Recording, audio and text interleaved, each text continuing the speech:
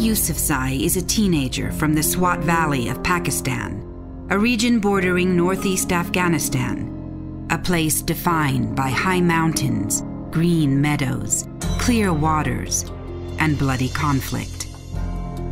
By the age of 12, Malala was an activist. In 2009, she wrote a diary for the BBC, which described the atrocious deeds of the Taliban and advocated equal opportunities and education for women.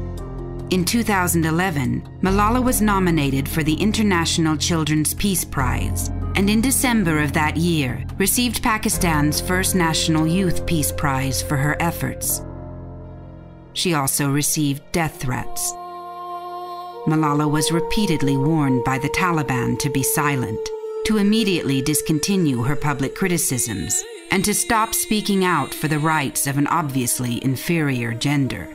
In the eyes of the Taliban, Malala and all women were to submit and accept their place in the order of things. But Malala was not silent. On October 9, 2012, as Malala Yousafzai and other girl students were riding home from school, armed gunmen halted the vehicle and opened fire.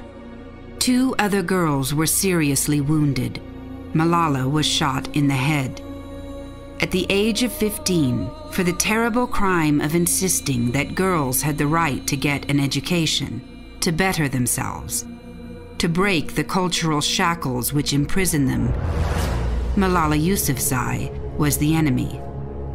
To the Pakistani Taliban, her words were as dangerous as any weapon of warfare because they challenged the order of things, because they insisted that fanatical men did not deserve to be the masters of her world, because they were spoken by a defiant, free, female voice.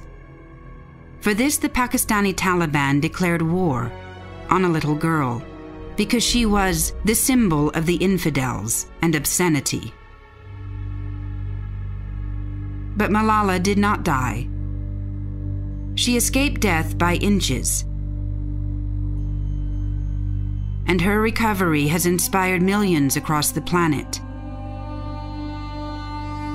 Among the first public photos of Malala's recovery is this one, the young girl reading a book, a symbol of the very education the Taliban wishes to deny. Schools have been renamed for her. Petitions for girls' education are being circulated in her honor.